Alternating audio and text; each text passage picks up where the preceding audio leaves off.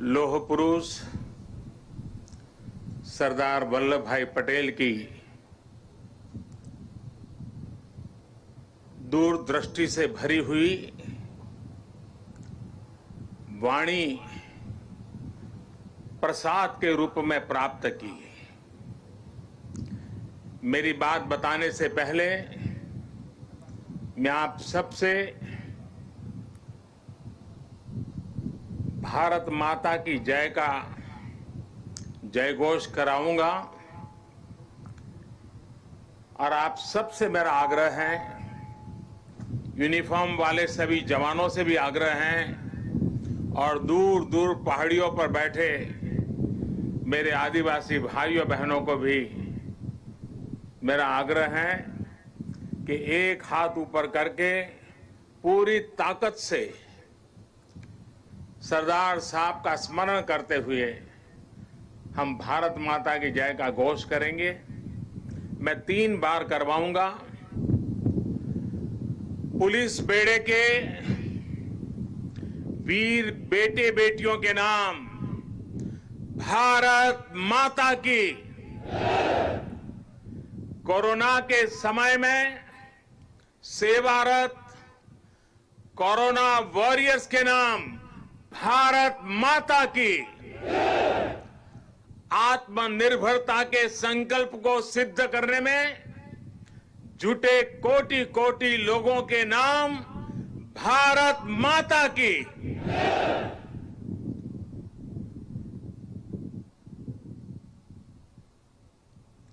मैं कहूंगा, सरदार पटेल, आप लोग 2 बार बोलेंगे, अमर रहे, अमर रहे। सरदार पटेल, सरदार पटेल, सरदार पटेल। सभी देशवासियों को सरदार वल्लभ भाई पटेल की जन्म जयंती की बहुत बहुत शुभकामनाएं। देश की सैकड़ों रियासतों को, राजे रजवाड़ों को एक करके देश की विविधता को आजाद भारत की शक्ति बनाकर सरदार पटेल ने हिंदुस्तान को वर्तमान स्वरूप दिया। 2014 में हम सभी ने उनके जन्मदिन को भारत की एकता के पर्व के रूप में मनाने की शुरुआत की थी। इन 6 वर्षों में देश ने गांवों से लेकर महानगरों तक, पूरब से पश्चिम तक, कश्मीर से कन्याकुमारी तक, सभी ने एक भारत श्रेष्ठ भारत के संकल्प को पूरा करने का प्रयास किया है।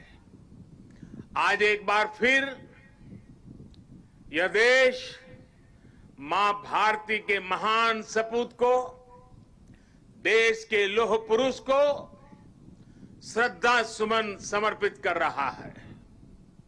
आज एक बार फिर यह देश सरदार पटेल की इस गगनचुंबी प्रतिमा के सानिध्य में, उनकी छाया में देश की प्रगति के महायज्ञ का अपना प्राण दोहरा रहा है। साथियों, मैं कल दोपहर ही केवड़िया पहुंच गया था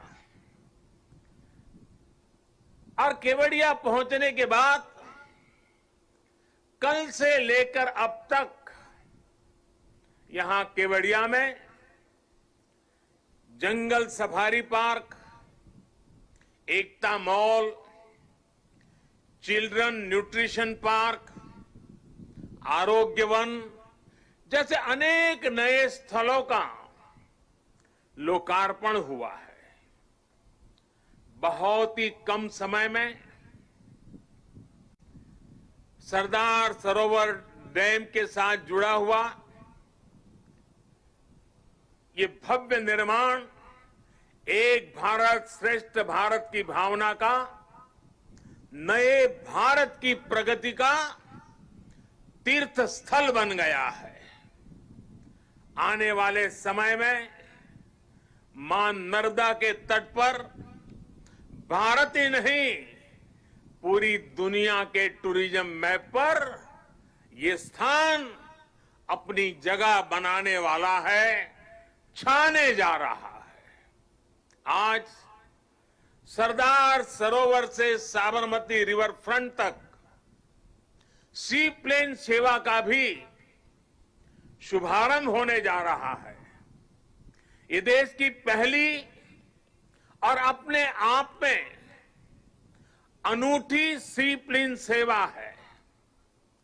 सरदार साहब के दर्शन के लिए, स्टैच्यू ऑफ यूनिटी को देखने के लिए देशवासियों को अब सी प्लेन सर्विस का भी विकल्प मिलेगा।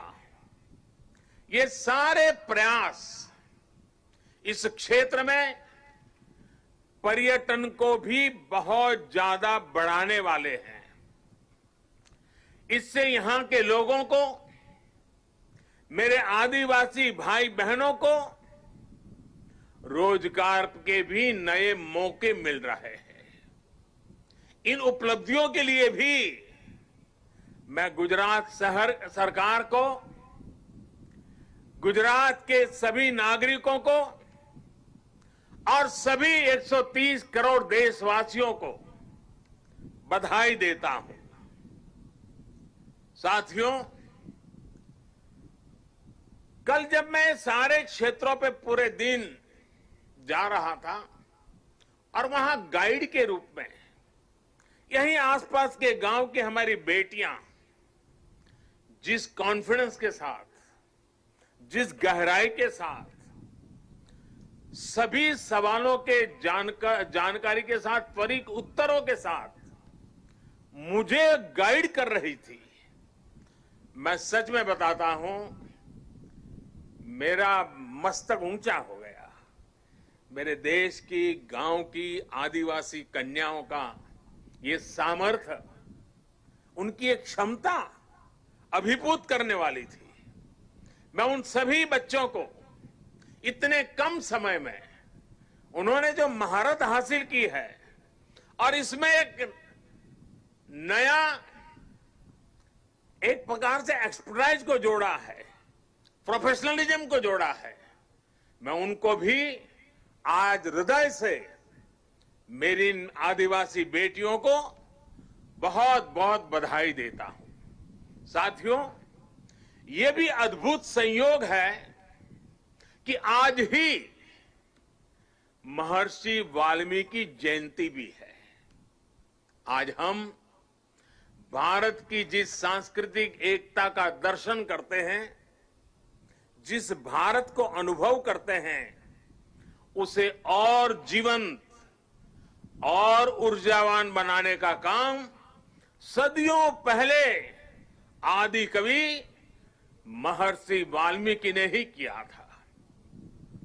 भगवान राम के आदर्श, राम के संस्कार अगर आज भारत के कोने कोने में हमें एक दूसरे से जोड़ रहे हैं, तो इसका बहुत बड़ा श्रेय भी महर्षि वाल्मीकि जी को ही जाता है। राष्ट्र को, मातृभूमि को सबसे बढ़कर मानने का महर्षि वाल्मीकि का जो उद्घोष था, जननी जन्मभूमिश्च स्वर्गादपि गरीयसी, ये जो मंत्र था, वही आज राष्ट्र प्रथम, इंडिया फर्स्ट का उस संकल्प का मजबूत आधार है। मैं सभी देशवासियों को महर्षि वाल्मीकि जयंती के भी हृदय से हार्दिक शुभकामनाएं देता हूं। साथियों, तमिल भाषा के महाकवि और स्वातंत्र सेनानी सुब्रमण्यम भारती ने लिखा था, मन्नुम इमयमले अंगल मलइये मालिल मिदुयदु पोल परिधु इल्लेये इन्नरू नीर गंगे आरेंगेल आरे इंगिथन मानबीर एदिरेदु वेरे पन्नरूम उपनिट नुल्लेंगल नुले पार मिसे एधोरु नुल इधु बोले पोन नोलिर भारत नांडेगल नाडे पोट रुवोमिंगते एमक्की कल्ले इडे।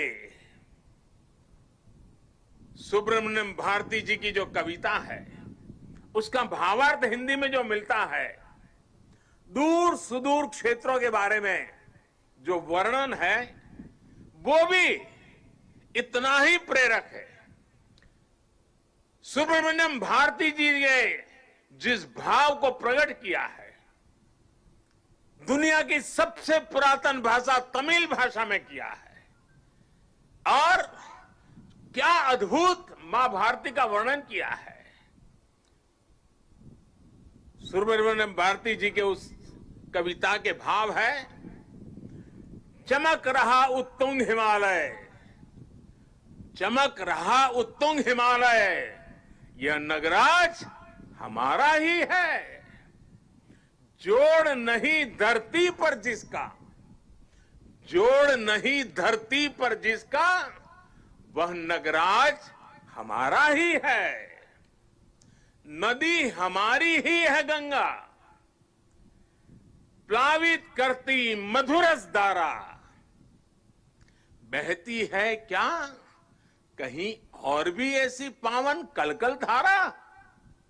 सम्मानित जो सफल विश्व में, सम्मानित जो सफल विश्व में, महिमा जिनकी बहुत रही है, अमर ग्रंथ वे सभी हमारे, अमर ग्रंथ वे सभी हमारे, उपनिषदों का देश यही है।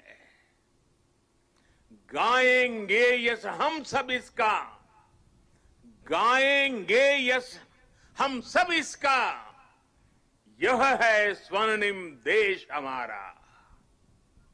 आगे कौन जगत में हमसे, गुलामी के कालखंड में भी सुब्रमण्यम भारती जी का विश्वास देखिए, वो भाव प्रकट करते हैं, आगे कौन जगत में हमसे, आगे कौन जगत में हमसे, यह है भारत देश हमारा, यह है भारत देश हमारा।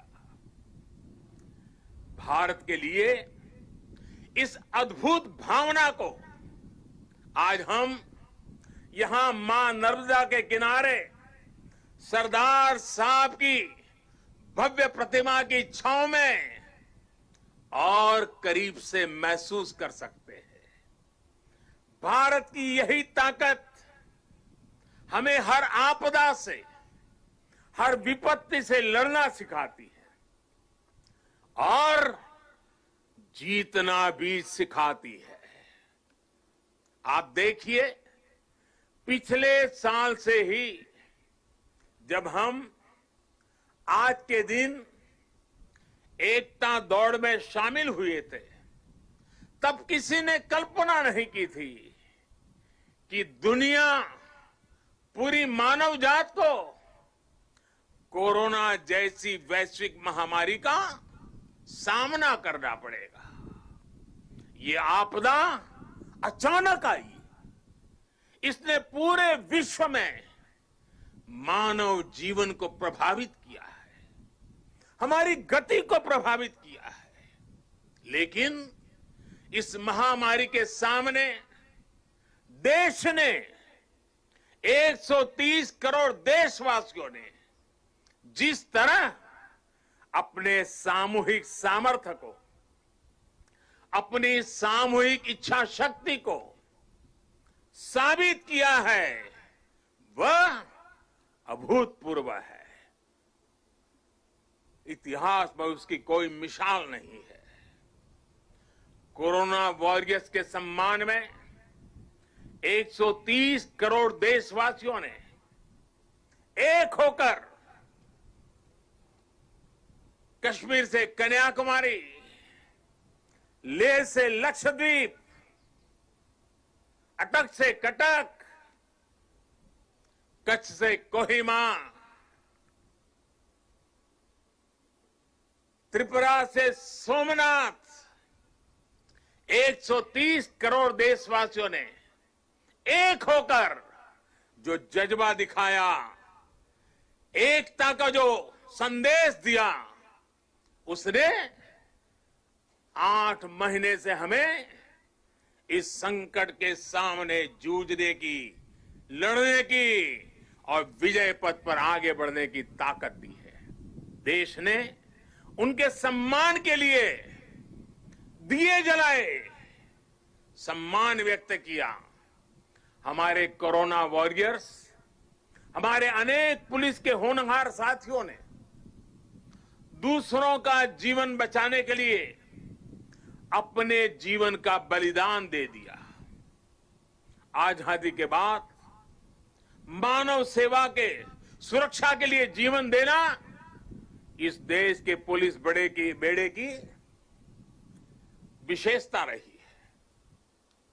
करीब करीब 35,000 मेरे पुलिस बेड़े के जवानों ने आजादी के बाद बलिदान दी है, लेकिन इस कोरोना कालखंड में सेवा के लिए, दूसरे की जिंदगी बचाने के लिए मेरे पुलिस के बेड़े के जवानों ने, कईयों ने सेवा करते करते खुद को ही समर्पित कर दिया। इतिहास कभी इस स्वर्णिम पल को कभी भुला नहीं सकेगा और पुलिस बेड़े के जवानों को ही नहीं, 130 करोड़ देशवासियों को पुलिस बेड़े के वीरों के एक समर्पण भाव को हमेशा नतमस्तक होने के लिए प्रेरित करेगा।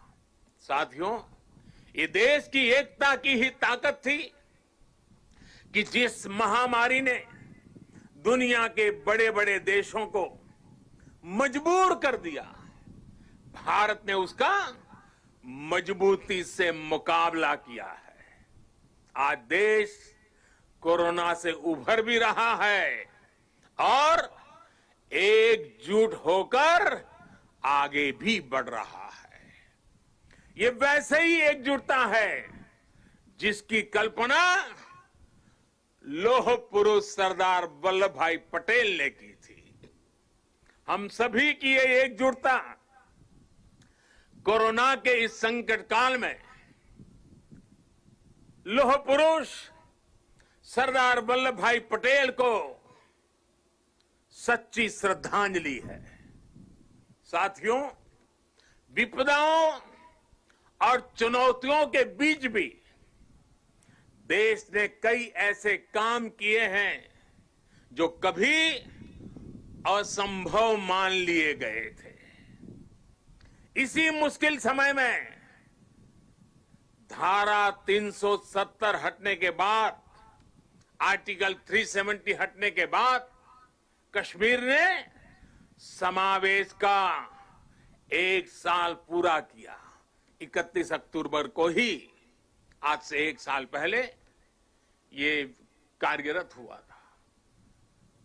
सरदार साहब जीवित थे, बाकी राजे रजवाड़ों के साथ ये काम भी अगर उनके जिम्मे होता तो आज इतने सारा आजादी के इतने वर्षों के बाद ये काम करने की नौबत मुझ पे नहीं आती। लेकिन सरदार साहब का वो काम अधूरा था। उन्हीं की प्रेरणा से 130 करोड़ देशवासियों को उस कार्य को भी पूरा करने का सौभाग्य मिला है। कश्मीर के विकास में जो बाधाएं आ रही थी, उन्हें पीछे छोड़कर अब कश्मीर विकास के नए मार्ग पर बढ़ चुका है। चाहे नॉर्थ ईस्ट में शांति की बहाली हो या नॉर्थ ईस्ट के विकास के लिए उठाए जा रहे कदम, आज देश एकता के नए आयाम स्थापित कर रहा है।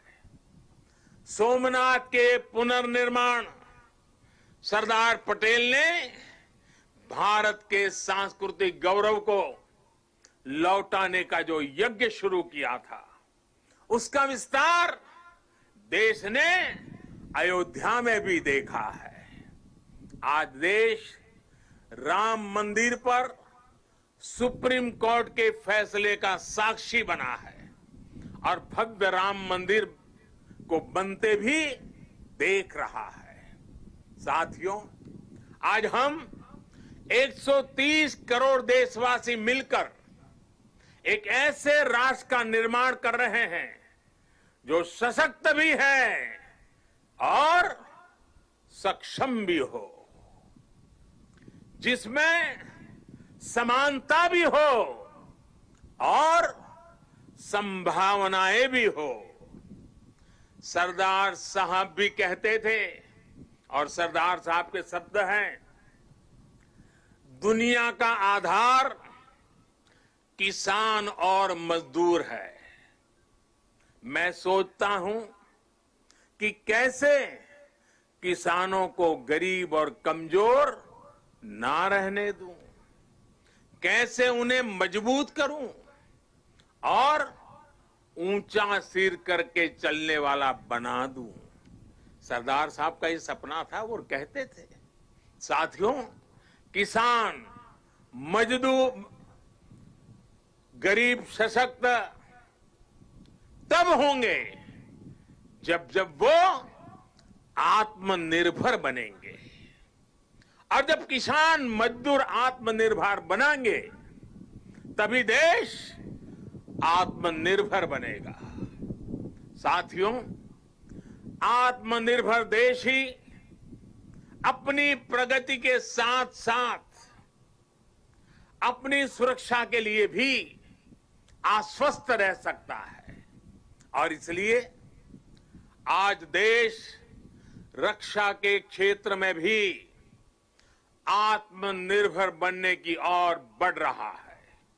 इतना ही नहीं, सीमाओं पर भी भारत की नजर और नजरिया अब बदल गए हैं।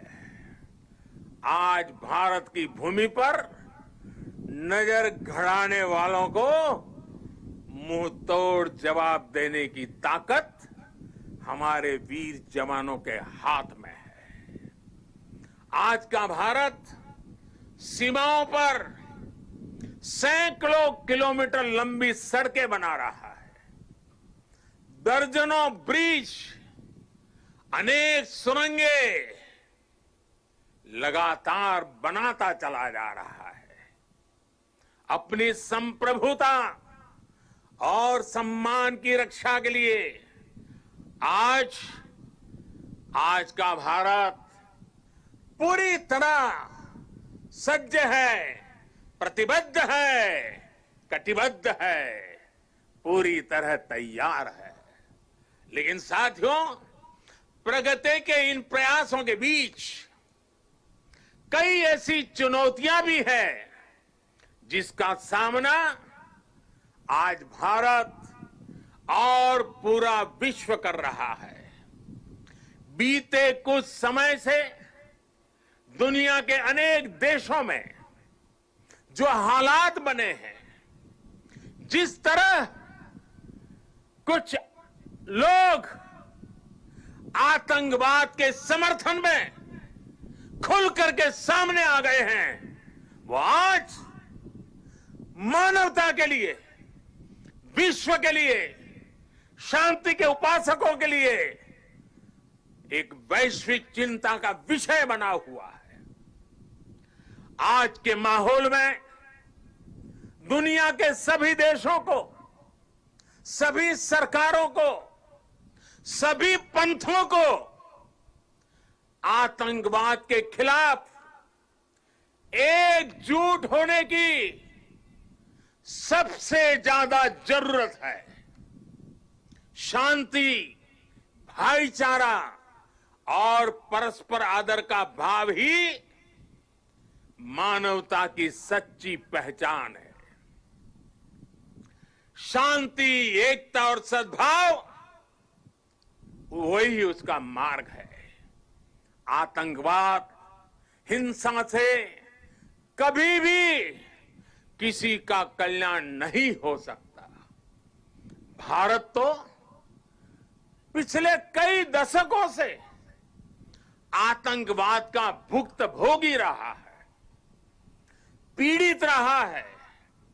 भारत ने अपने हजारों वीर जवानों को खोया है, अपने हजारों निर्दोष नागरिकों को खोया है, अनेक माताओं के लाल खोए हैं, अनेक बहनों के भाई खोए हैं। आतंक की पीड़ा को भारत भली भांति जानता है। भारत ने आतंकवाद को हमेशा अपनी एकता से, अपनी दृढ़ इच्छा शक्ति से जवाब दिया है। आज पूरे विश्व को भी एकजुट होकर हर उस ताकत को हराना है जो आतंक के साथ है, जो आतंकवाद को बढ़ावा दे रही है। साथियों, भारत के लिए तो एकता के मायनों का विस्तार हमेशा से बहुत ज्यादा रहा है। हम तो वो लोग हैं जिनको प्रेरणा मिली है, सर्वे भवन्तु सुखिनः।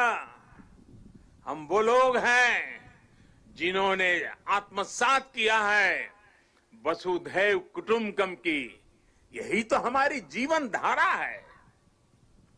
भगवान बुद्ध से लेकर महात्मा गांधी तक भारत ने समूचे विश्व को शांति और एकता का संदेश दिया है।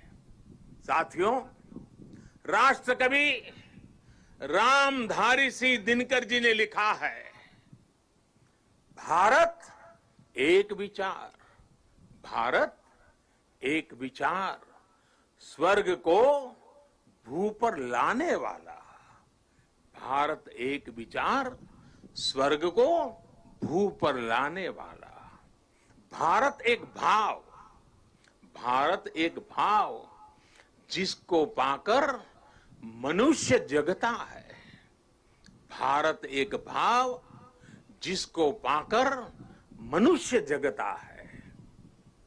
हमारी ये राष्ट्र हमारे विचारों से, हमारी भावनाओं से, हमारी चेतनाओं से, हमारे प्रयासों से हम सबसे मिलकर ही बनता है। और इसकी बहुत बड़ी ताकत भारत की विविधता है। इतनी बोलियां, इतनी भाषाएं, अलग अलग तरह के परिधान, खान पान, रीति रिवाज, मान्यताएं, ये किसी और देश में मिलना मुश्किल है। हमारे वेद वाक्यों में भी कहा गया है, जन्म बिभ्रति बहुधा विवाचसम, नाना धर्माणम पृथ्वी यथोकसम, सहस्त्रम धारा द्रविणस्य में, दुहा ध्रुवेव धनुरन प्रस्फुरंती। अर्थात हमारी ये मातृभूमि अलग अलग भाषाओं को बोलने वाले, अलग अलग आचार विचार व्यवहार वाले लोगों को एक घर के समान धारण करती है। इसलिए हमारी ये विविधता ही हमारा अस्तित्व है। इस विविधता में एकता को जीवंत रखना ही राष्ट्र के प्रति हमारा कर्तव्य है।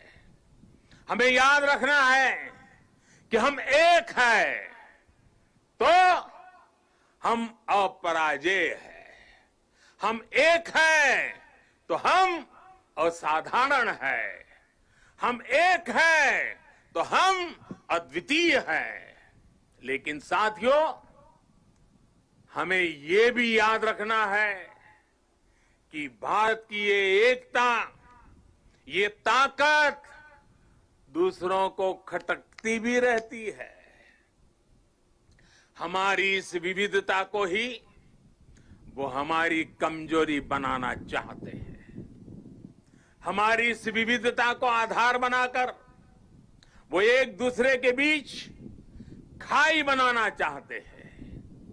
ऐसी ताकतों को पहचानना जरूरी है। ऐसी ताकतों से हर भारतीय को बहुत ज्यादा सतर्क रहने की जरूरत है। साथियों, आज यहां जब मैं अर्धसैनिक बलों की परेड देख रहा था, आप सभी के अद्भुत कौशल्य को देख रहा था, तो मन में एक और तस्वीर भी थी। ये तस्वीर थी पुलवामा हमले की। उस हमले में हमारे पुलिस बेड़े के हमारे जो वीर साथी शहीद हुए, वो अर्धसैनिक बेड़े के ही थे। देश कभी भूल नहीं सकता कि जब अपने वीर बेटों के जाने से पूरा देश दुखी था, तब कुछ लोग उस दुख में शामिल नहीं थे। वो पुलवामा हमले में भी अपना राजनीतिक स्वार्थ खोज रहे थे, अपना राजनीतिक स्वार्थ देख रहे थे। देश भूल नहीं सकता कि तब कैसी कैसी बातें कही गई, कैसे कैसे बयान दिए गए। देश भूल नहीं सकता कि जब देश पर इतना बड़ा घाव लगा था, तब स्वार्थ और अहंकार से भरी भद्दी राजनीति कितने चरम पर थी। और उस समय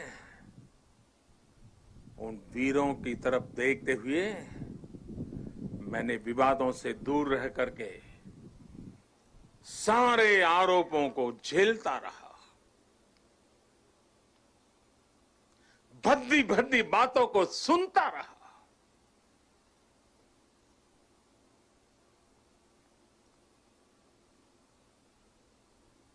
मेरे दिल पर वीर शहीदों का गहरा घाव था, लेकिन पिछले दिनों पड़ोसी देश से जो खबरें आई है, जिस प्रकार वहां की संसद में सत्य स्वीकारा गया है, उसने इन लोगों के असली चेहरों को देश के सामने ला दिया है। अपने निहित स्वार्थ के लिए, राजनीतिक स्वार्थ के लिए ये लोग किस हद तक जा सकते हैं। पुलवामा हमले के बाद की गई राजनीति इसका बहुत बड़ा उदाहरण है। मैं ऐसे राजनीतिक दलों से, ऐसे लोगों से आग्रह करूंगा, और आज के समय में जरा विशेष आग्रह करूंगा, और सरदार साहब के प्रति अगर आपकी श्रद्धा है तो इस महापुरुष की इस विराट प्रतिमा के सामने से आपको आग्रह करूंगा कि देश हित में, देश की सुरक्षा के हित में, हमारे सुरक्षा बलों के मनोबल के लिए कृपा करके ऐसी राजनीति न करें, ऐसी चीजों से बचें। अपने स्वार्थ के लिए जाने अनजाने आप देश विरोधी ताकतों की उनके हाथों में खेलकर, उनका मोहरा बनकर न आप देश का हित कर पाएंगे और न ही अपने दल का। साथियों, हमें ये हमेशा याद रखना है कि हम सभी के लिए अगर सर्वोच्च कोई बात है तो वो है सर्वोच्च हित, देश हित। सर्वोच्च हित, देश हित। जब हम सबका हित सोचेंगे तभी हमारी भी प्रगति होगी, तभी हमारी भी उन्नति होगी। भाइयों और बहनों, आज अवसर है कि इस विराट भव्य व्यक्तित्व के चरणों में हम उसी भारत के निर्माण का संकल्प दोहराएं जिसका सपना सरदार वल्लभ भाई पटेल ने देखा था। एक ऐसा भारत जो सशक्त होगा, समृद्ध होगा और आत्मनिर्भर होगा।